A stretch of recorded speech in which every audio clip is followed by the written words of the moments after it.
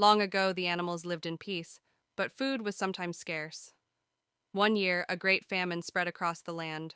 The birds, however, received an invitation from the Sky Kingdom for a grand feast. Only those who could fly were allowed to attend. Tortoise, always cunning, wanted to join the feast. He thought of a plan and called the birds together. "My friends," he said, "since I have always been wise and have helped you before, please lend me some of your feathers so I can make wings and fly with you." The birds, though hesitant, agreed.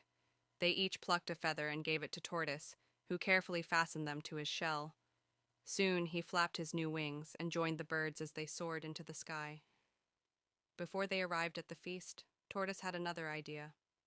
"My friends," he said, "in our culture, one must take a new name before attending such a great event.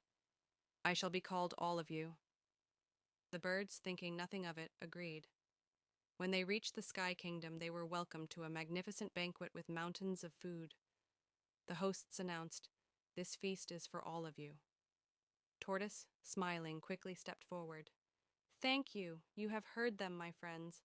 They said the food is for all of you, which is now my name. So, this feast is mine alone." With that, Tortoise greedily ate all the best food, leaving only scraps for the birds. The birds were furious, but said nothing. Instead, they waited for their chance to teach him a lesson.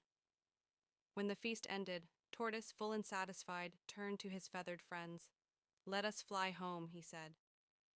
But the birds were no longer willing to help. One by one, they plucked their feathers from his back, leaving him stranded in the sky. Tortoise begged for mercy, but the birds simply flew away. With no wings left, he had no choice but to jump. Down he fell, tumbling toward the earth.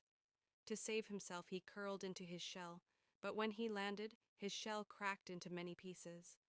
Luckily, a kind bird who had felt sorry for him helped patch his shell together, but the cracks remained forever. And that, they say, is why the tortoise's shell is not smooth to this day.